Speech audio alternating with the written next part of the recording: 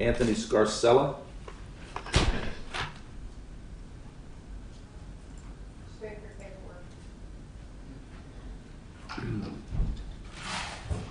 Good afternoon, Your Honor. Good afternoon. Happy New Year. Happy New Year. Your motion. Judge, it's a motion to terminate the probation of Mr. Scarsella. He is more than halfway through probation. He's completed all of the recommended or required tasks of probation. I'm looking to Florida Statute 948.04, which states that upon this motion, if the probationer satisfies the 5 prongs, that the probation shall be terminated early. So he's completed at least half. He's successfully completed all the conditions. He's not been found in violation or has any affidavit of violation of probation. There was no specific exclusion of early termination when he entered into the plea, and he doesn't qualify as a violent felony offender of special concern. In addition, this is not one that he's on probation for under Chapter 794 or 827. So this is the second time Mr. Scarsella has come before the court. The first time he was pro se. I did review the video. You did instruct Mr. Scarsella to come back with an attorney. I have counseled Mr. Scarsella on his responsibilities with regard to being off probation. The victim in this case currently has a standing injunction against Mr. Scarsella, so there is some remedy for the victim if there was to be any further interaction. However, Mr. Scarsella has indicated that he has no desire or plans to make any contact with the alleged victims in this matter, so therefore I'm asking that you terminate. Thank you. State. I'm asking you to look at subsection 5 and make written findings based on the behavior of the defendant and the safety of the community. That is the victims in this case, which I think our issue here and why probation should continue. Our objections are for the same reason that we earlier announced, and I think it's appropriate that you remain on probation. May I respond? Sure. So I looked up this written findings catch-all on number 5, and I did some research on it. There is no case on it. I guess my answer back would be that the written findings can't just be because the victims don't like it. There actually has to be some form of evidence put forward by the state attorney's office which would indicate that my client is in fact someone who's a danger to the community or to the interest of justice. Just because the victims don't like it, don't want it, and don't like him, those are not interests, so those are not findings that I believe would substantiate itself to remain him on probation over a shall clause in subsection 4. So unless there's some evidence that can be shown where Mr. Scarsella, where the state has any evidence other than saying we don't want it, if there's no evidence, Judge, I don't think that you can make written findings. My position is that his behavior here in court to the victims and to the state indicate a danger to the community. You're talking about the last time he was here. That's correct. And I don't think there's anything more I can put on evidence about what happened after, where he actually threatened the victims after the hearing. But I don't think that As he was walking out the door. Yes. So I don't think that needs to happen. I was not the person you should have done that in front of. And I remember. I understand that, Judge, but at the same time, we're talking about the community versus, this is obviously a family issue. It's ongoing. The victims have an injunction, and there has been no violation filed.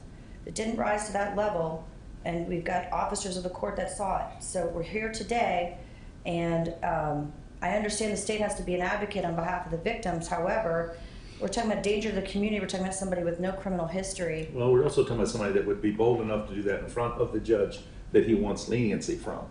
Right. That's not the smartest thing he did. But he also listened to you. He sought my counsel. He's standing here today, a certainly different person who understands the ramifications of that situation. I mean, not everyone's trained to behave properly in court. Sometimes they have to be taught.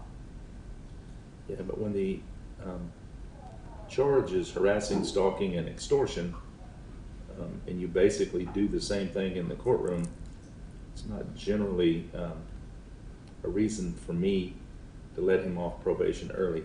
I will note that this is his only charge. The psychological evaluation, have I seen the results of that? They should be filed, Judge. I don't have the results. I can tell you that. They're not filed in the court file? They've never done that before because of HIPAA. They just would say that it's been done or not been done, they wouldn't put those in there, but Well, I I can tell don't you find that, that the terms and, there's no evidence to me that the terms and conditions of probation have been adhered to such that I should let him off. So okay, hold on a second, Judge, I have. there is a satisfaction of judgment as far as the money goes. And his probation officer said she has no, that's included in my motion, the probation officer who monitors him says she has no objection to him terminating. I have no evidence of that either. There's no letter attached, Judge? Because there should have been one, A yes. It's satisfaction of Exhibit 1. judgment from the clerk. Exhibit 1 is a letter from Aisha Boatman, who is his probation officer. It's attached to my In the motion. motion to term. Okay, I'll accept that. And I can ask Ms. Boatman to privately send It over. says he's completed all special conditions ordered by the court. Yes. He's paid all his financial obligations and has had violations. See, I don't know if she meant to say that or not. No, early term of fees, the victim rejected it. The offender did have an outburst, however, the offender has been compliant with probation, no objection, leaves it up to the state. And has, I think she means has had no violations. I and think so too. Yeah. Wasn't that just in September? Just September 1st, Judge. Yeah, I saw him on September 14th. So if it was psychological and follow-up and there's no follow-up and the probation officer's saying that it's no problem, Okay. I just think you're gonna be hard pressed to find written reasons, written There's findings. also been no intervening situation that I'm aware of between the time he acted the way he did in my courtroom and now. To Right. suggest to me that that behavior has been addressed. And there were threats made. I don't know why anybody didn't go to the police after the threats were made, but I heard them. I'm not a mandatory reporter if police and the victim don't want to do anything. It's not my obligation, and he didn't threaten me. Right. But for whatever reason, nobody bothered to do anything about it, which kind of shocks me, but I'm not inclined today. Well, what would There's it? gonna have to be some intervention that suggests to me that only because you're standing there with a leash on him is he behaving. Okay, what would the court suggest? Do you want a 30-day reset with a recheck in with the psychologist? I cannot add anything to his probation. Right, so I my can't problem is. order him to do anything, and I'm not gonna.